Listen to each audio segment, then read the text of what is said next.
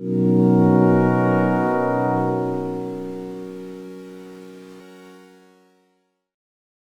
thanks for sitting down with me. I wanted to talk to you because I know a little bit about the story of how you are now involved in running the family business here.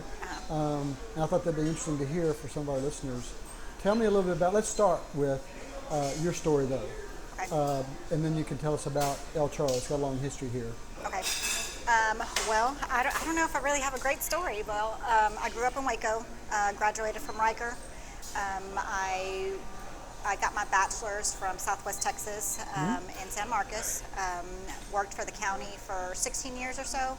And then What did you do for the county? I was a juvenile probation officer. Oh, wow. Yes. Yeah. Fun. Yeah. Yes. So then in April, I came here full time to help my parents out. I kind of always help them on the weekends or doing things here and there during the week, and then decided it was time to just help them full time. Yeah. Is that something you'd ever thought about doing, or in the back of your mind, or just you knew you wanted to go do something else and then changed your mind? I think it was always there. I'm pretty sure my parents want all of us to be working here full time, Yeah. But I think it was always there. I love our customers. I like working with people. I like the restaurant business. It's fun for me. So I just kind of think that it's always been there. This is where I'm supposed to be. You always kind of like the business aspect of it? And more so the socializing aspect. I get to talk to everybody. Business is good. So I guess just a little bit of everything. It's it's a good fit for me. What's the history of El Charro, the business? How did it come about? I'm not really sure. I know it used to be a truck stop a long time ago. Jose Silguero owned it before my parents did. So my parents had been here. I was 9.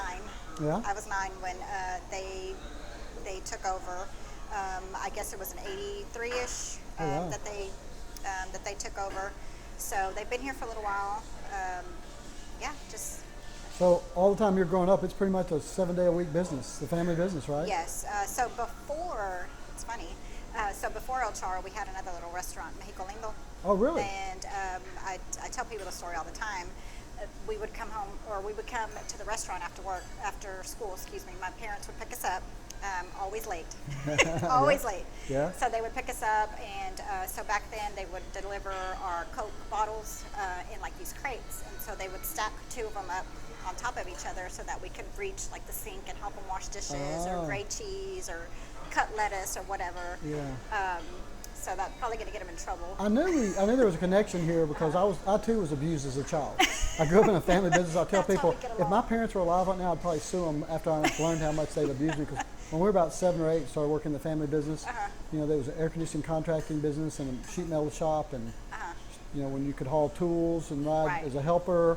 And then when you got older, they'd put you with someone else, and we crawled up on roofs and under houses, and so there was no limit. There was no limit. Cheap labor. I remember my first pay. I remember it was $5 a week. That was a long time ago, but I thought I was rich. I was gonna say that's good. But it was a lot of money back then. Yeah, my parents were like, "You get to eat. You're good." The part that I'm still astounded at, no one as wise as I am now, is like they just have to crawl up on roofs, like these double extension ladders, and crawl up on roofs and take stuff up. And I'm like, here, grab this Freon bottle, grab these scales, and go up the ladder. I'm like, well, what am I supposed to hold on with? My teeth? I mean, I can't. I'm scared of heights. To this day, I'm scared of heights. It's like child abuse. Right. But anyway, but look at you now. But my dad grew up on a farm, and seriously, they had industrial accidents on farms all the time. He had they'd have 10 siblings, they might lose 1 or 2 of them. Right. It's kind of a numbers game. Weed them out. Yeah, he had that mentality. And I think back, how did they do that? But we also used to ride the Little League games. I came from a small town, we ride the Little League games in the back of trucks. They put the tailgate up, so that was safe. Yeah, but of course. we go from Tig to Wortham, Mahia, and all these areas. All this in the back of a pickup truck. If we had a wreck, the Little Leaguers would be scattered all over the highway. That wasn't safe. Yeah. Or that seatbelt. My mom's arm was Your always arm? our seatbelt. Yeah, Yep. that was. Yep. Those were the I good don't old know. days. We were abused. So you had siblings, pretty much all worked in the business. Yes. And even now, if we need them, they'll show up. We just have to call them. Now, my nieces and nephews even come and help. Oh yeah. Which that's we try to. It's a family restaurant. Try to keep the family, Yeah. vibe going and. What how would you describe the atmosphere here? Very family. What's different about this? I will say, when you walk in, everybody knows everybody. Um, just yesterday, this one of our regulars, I've been coming here for years since I think they might have followed us from Mexico Lindo, called and said, hey, just wanted to let y'all know Frank's in the hospital. He has pneumonia. He's like, I just wanted to let everybody at El Cholo know, you know? Yeah. And I was like, wow, I was like, that's crazy that we have this relationship with our clients. Yeah. You know, we don't even call them clients, customers, our friends, Yeah. you know, our friends, our family. It's just, you know, when we see our customers come in and they show up without their significant other or whatever, Yeah. you know, they come to tell us, like, hey, this is what happened, or, you know, we got to keep the family informed of what's going on. You know, I saw this morning, or today, y'all's post, we had a local educator pass away unexpectedly last night. Yep. And really impacted a lot of people. Some of the people at our work were visibly upset this morning. Had gone to school over where he worked, and I saw y'all's post, and it reminded me, you know, it really is kind of I was thinking about this today, it really is kind of the old Cheers environment, you know, where everybody knows your name. It really is a lot of that. I mean, you get food here and service and all that, but it's more to that. It's part of the community. Right. And I was telling you, I was going to try to, when I was describing this, what we're doing here, I was like, I'm going to try to make you cry. I'm going to get you to talk about your son or something. Like, don't make me cry. I was like, I have to be careful because, as you know, my mom and dad moved here when Dad retired a few years back, and they were, you know, they met when they were 17, married when they were 19, married 55 years, whatever. See ya, Tony. And we lost Mom kind of, you know, over the course of about 6 months, and my father was really lost, and they were just, you know, they just had that kind of relationship. They were sort of, what's the word, you know, like life, whatever, you know, soulmates. Truly, I mean, it just makes me sick. Because they were just lovey-dovey till the time they died. And but he really was lost. And he, you know, would come here most days twice a day. Right. And this became his. Remember your dad? Yeah. And your dad was the first one to say to me, I hadn't really recognized it, because dad was, I mean, he had his stuff together pretty well, but you know, he was just in depression. But I always felt he was very strong through that. But your dad said something one time, said, you know, it took your dad about a year to get his smile back. And he really did. He got it back here. He really did. That's sweet. So we miss him. Yeah. And then as you referred to, he passed away like unexpectedly. Right. In fact, I don't think I've told you this, in my office, I have on my punch board the ticket from El Charo. He came here on a Monday morning, bought breakfast. He keeps all of his receipts, and he has a receipt for breakfast. And about 5:30 in the afternoon, he called me, was feeling sick, and I went over there, and we took him to the hospital about 7. And he passed away about 11. He got sick really quick and unexpectedly. So it was a real shock to everyone that he wasn't back here the next day. So your family and all of his friends here were a big part of helping him through that, helping me through that. So I'm not going to cry about that. But these kind of places really are part of the community. For sure. They really are. For sure. So on a lighter note, I always find this interesting. See, you're trying to make me I cry. know. I've got his hat hung in my office. He wore a Cowboys hat. Yes. I have it hung in my office because that was his signature thing. Yes. And it just reminded me, you know, how busy we are, how important we think we are. You know, barring something else happening, we're going to hang our hat one day and we'll be gone. And that's a reminder of that. So I try to remember those things. Can I say something real quick about your dad? One of the things that was, I guess, interesting or funny, or I don't know, you'll know exactly what I'm going to say. So if his ticket was like 801, I'd be like, I got your penny. He's like, no, I'm going to give you a penny. You know, nobody could pay for his meal. Didn't want to owe anything. Nobody, yes. So I was like, it's just a penny. He's like, no. Nope. No. He's like, hey, no. I'm telling you, he grew up real poor on a farm, and so he was really keen about paying his own way and all this. And one quick question, I was still learning lessons late in life. It has to do with the restaurant, as a matter of fact. He would not let him take his credit card and go pay. Because he always heard that, you know, they might steal his credit card number and charge stuff on it. And I was like, it's kind of embarrassing. You know, you get a certain age, and parents are embarrassed. It's like, Dad, you understand. I'm in the banking business. If someone gets your number and charges you, you're not going to be out the money. We'll have to, if not someone else, will have to give you your money back. Because that's fraud, just like if someone writes a check on your account. Right. And I said, you're not going to be out the money. And he looked at me and said, so what difference does that make? Right. It's like somebody's still out some money. Somebody's out the money. Right. I'm like, good point, Dad. Right. Right. You know, good point. And just so that painting over there, it's another one of our our longtime customers, he passed away, and his son brought it over here to us, Mr. Brown. Yeah. It's just little things like that. We Yeah. have mugs, we have little things like that of people who've passed on, and Yeah. you know, different generations who still come here. Yeah. They're like, yeah, my dad used to come here. We had 3 ladies from Fort Worth driving through. They were going to San Antonio to see their brother. She's like, yeah, we used to come here when we were younger with our dad to go see my brother, or to go to San Antonio to see our family. She's like, yeah, the drive-in theater was right across the street here. He's like, Yeah. he's passed, but we're still going to continue to come here as long as we can. You Yeah. know? So it's just a sweet environment. It's just, you know, family friendly. You know, what we do, we get caught up so many times in measuring the impact of a business based on their numbers and what they've done and all that, and people lose sight of the impact that small business has on real people's lives. Right. I mean, it's impactful. Yep. On a lighter note, I kind of always get into this because I think about family businesses and our experience. So your dad's not here. That's No. good. So now that you're trying to transition, your mom and dad run the business. You've always worked here, but now you're trying to make that transition to where you're running the family business. But I still see, I give him a hard time. Like I see him busting tables or something. Like, hey, how's the boss? But so how do you implement changes when the old owner is old? The previous owner's boss He's is not still gonna like there, and you're like, no, we're going to do it this way. Well, why are we doing this way? We've never done it that way. That dynamic always kind of comes into play. So how do you see some changes you'd like to make? Right. Well, it's been a little hard. Like I've had to, I guess, get a new level of patience. Yes. I know that's awful. But the way that I came, I guess, to terms with, like, hey, just slow down type thing was they've been doing this for a long Yeah, time, yeah. and they've been successful. They Yeah. know what they're doing, you know. Yeah, that's so true. I still have to learn some things before, you know, Yeah. before I try to do everything that I want to do. I'm the type of person, I was like, let's get it done. This is the idea. Let's go. My dad is like showing me, like, slow down. Let's Yeah. think about it. My mom's the same way, like, hold on, you have a lot of great ideas, Yeah. but we've already done this, or this is what we, you know. So I guess the biggest thing that I've learned is that I still have a lot to learn. Yeah. Striking that balance between changing a process, even when you don't know why it's there, but Right. then being able to innovate and do some new things. Right. I remember that in our family business. You know, there'd be processes in place, and my father was adamant about, don't change that process unless you show me a better way. Right. And a lot of times you didn't realize why it was there, but based on some experience, like we do 1, 2, 3, 4. Okay, we want to cut out 3. Right. And then you find out we cut out 3, and then that turned out really badly because Right. he's had an experience like, oh, that's why we did 3. Yeah. You Believe know? it or not, they've told me, like, oh, that's at least twice they've told me I've had good ideas. So Yeah. Well, they're going to tell you that. I told them, I was like, I need to write this down so Yeah. that we can remember this. I It's know. going in I've the noticed history y'all books. are more active on social media. You're doing you're communicating out there. Trying And to a little yeah, bit, yes. I've seen that. That's always interesting and getting the word out. Anything changing with all the stuff going on in Waco? Are you finding challenges?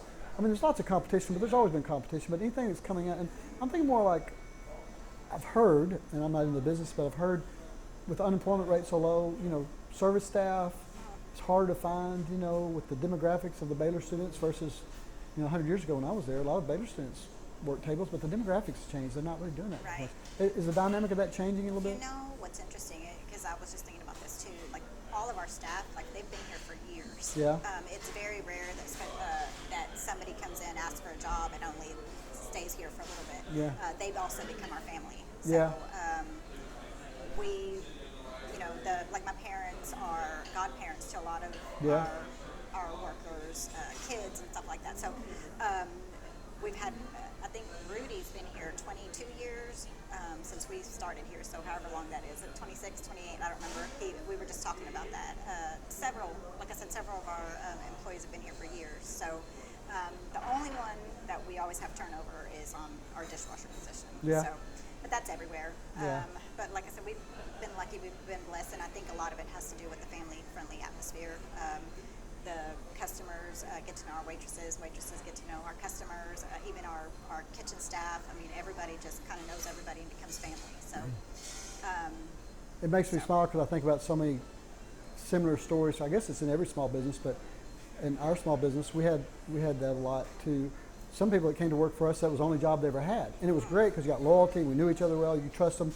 You know, it's like when you're in battlefield conditions, you knew. I mean, I think that was much more of a benefit than a not.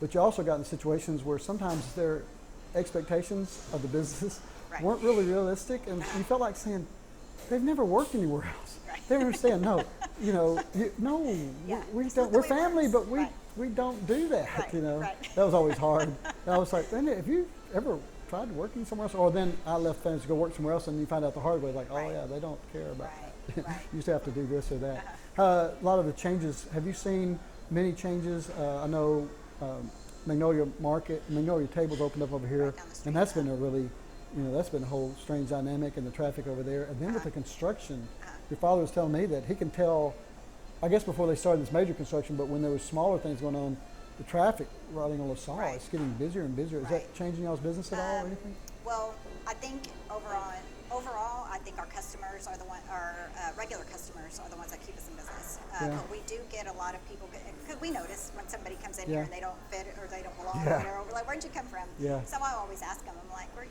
from Waco, or how did you find El Charro or whatever? And they're like, well, I just got off the highway and I just ended up here. They're Yeah. like, we saw cars outside. It must be good. I wondered if a lot of people passing through think I'm going to stop by Magnolia, and then they see the line, or there's We've 10,000 people there, so now Right. they're hungry. They got you get spillover. We have a little bit of the spillover. I think Rudy's is getting most of the spillover, but Yeah. we've had some of that. We had one couple and their toddler come in here. They're like, Yeah. yeah, we're not waiting 3 hours for. I was like, I don't blame you. Are the So, traffic apps rerouting traffic down LaSalle, some with 35 being such a mess? I'm not sure. I don't know if it's apps or if it's just people by chance pass by here. But like I said, we have had some of the I-35 traffic. So, yeah. You really enjoy what you're doing, I think. I do. It's a nice change from what I was doing before. Yeah. I miss my coworkers. I miss the kids. Yeah. I don't know if I miss so much what I was doing more so than like the legal aspect of what I Yeah. was doing. Yeah. That was always interesting to me when I was younger. My dad and I would always watch like those shows like America's Most Wanted Yeah. and all those things. So that was always interesting to me growing up. So I think that's why I got into criminal justice. But I think, like I said earlier, I think this is where I'm supposed to be. Yeah.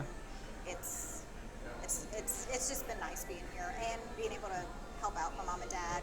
Being Yeah. with it, I see them every day now. Yeah. You know, And it's been here, did you say since the 80s? I believe even before that. Yeah. I have a picture, and I think it was down on South Third before. El Charro was actually down. They said somebody told me, and I don't know, you might know, the square somewhere in Waco had a square apparently. Town Square? I don't know. I don't know. And so maybe that's what it is. They're like, yeah, El Charro used to be over on the square. Did you know that? And Yeah. I'm like, no, I didn't. So Well, I Is that mentioned you? that. I mentioned that because there's so many. It's kind of popular to have startups and new concepts, and there's so much emphasis on some unique type of niche food or something. But at the end of the day, it kind of goes back to it's just a lot of blocking and tackling, and it's a long journey a lot of times. I mean, Right. it takes a long time to build the clientele that y'all built, Right. and then you get the loyalty and all that. And, Oh, yeah. But I was just thinking some of the traits. You kind of watched it with your parents. If you were talking to someone that's thinking about starting any kind of small business, doesn't have to be a restaurant, but you think back to some of the things that your parents have gone through. I watched as a child. Our family business it's been there. It's fairly successful now, but they started in 1956. Oh, wow. And even when I was a kid, it was like, it was a hot and cold business and seasonal, and I mean, it was tough. Right. Now they've kind of got a cushion and it's easier, but it's tough business. And I think about that sometimes with people. They see the fancy side. I want Right. to be an owner. I want to be. Right. But what traits did you see in your parents or coming up that you think that would be good advice to watch for, or things that kind of got them through? Even lifestyle things. I mean, my parents lived a lifestyle that supported a family business. Right. Well, a couple things. One thing that kind of stood out, my sister and I, we were talking about it a few months ago. She remembers when we were young, my dad would go to the restaurant, open up the restaurant, and then come back home, pick us up. He would stop at the gas station, put $3 of gas in or whatever, and then take us to school. And she would be so mad because that was an everyday routine. She's like, why doesn't he just fill the tank up? Yeah. And so later she realized it's like, oh, it's because they just needed to make it through the day. They didn't Yeah. have more than $3 to know. put for gas. So that's one of the things they did what they had to do to raise all of us. They put us all through private school, college. They still do way too much for us, like way too much. one of the biggest things that stood out besides that is to this day they're still working. Yep. You know, my dad's back there chopping menudo. My mom makes buñuelos, cookies. You know, Yeah. they, you know, if the toilet's backed up, they're there. If anything happens, they're there. You know, so I think that's one of the biggest things, and I guess I'd admire is Yeah. that they're in it. Yep. In everything. You know, so I don't know. I think that's one of and I think that my siblings and we take that away from them too. Like I feel like we're all hard workers because of them. That's the way Yeah, we were brought up. I was at a wedding and saw your mom serving. And I was like, it's like, you know, I know she didn't say it exactly, but she was saying I want it to be right. And the way it's right, she's there to, you know, no disrespect, but it's just she cares, you know. For sure. Yeah. And she's still in every. I mean, she doesn't come as much as she used to, but when she comes, like that's what she's doing. She wants to make sure things are still going, you know, running. And now the model seems to be, well, I'll go raise all this money, and you know, and I'm gonna pay myself this much and do all that. They live. I mean, to the day he died, I could get my father already taking money out of the business. Right. Oh, There's that farmer mentality, you know. Yes, and I mean, there's been many times that they didn't get a check or they didn't Yeah. get paid, you know. So it is like you say, people just see the good and the bright and you know stars and rainbows part of the business, but it's a lot of hard work that goes into it. And lucky for me, they've done most of the legwork on all that, you know. Just hopefully I can keep it going. Yeah. So now the challenge is what can you do with it? I know you probably feel like where can I take it and perpetuate and do all that. Right. Yeah, as you said that, I remember there was a time in the 80s when because I did even when I came to school, I was doing the family books, you know, the bookkeeping. They're like, you went to college, you can do the books, you know. And so I was like, I'm in school. But I can remember in the springtime when weather was nice, that's why I still don't do well in spread the weather. It's kind of, when you come like that, I get antsy when the weather's perfect. And they're like, you could be playing golf, it's just beautiful weather. It makes me nervous. No heat's running, no air conditioning's running. Right. And, you know, it's bad times for us at home. I can remember Dad, they cut everyone's pay back like a third because they need to keep them because the weather's going to change. Right. And he felt, you know, he never wanted to just cut them loose and try to hire them back. And, Right. But I remember back in the early 80s, he cut his and Mom's pay like a third, cut everybody's pay like a third. And then after a month or so, he reinstated everyone else's, but he reinstated his for 2 or 3 months. Right. You know, and I was like, and it wasn't that easy. He wasn't wealthy.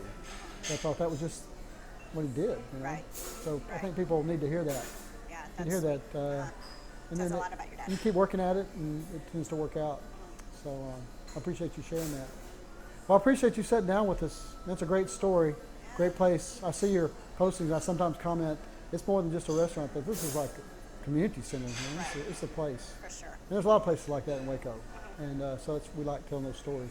Right. Thanks for sitting down with us. Thank you, Todd. We'll see you soon. Great to Tell see your you. parents hello for me. See you Thursday for the Veronica special. Oh no, you get the tacos. Other tacos, yeah. Thank you. Thank you. Okay, bye.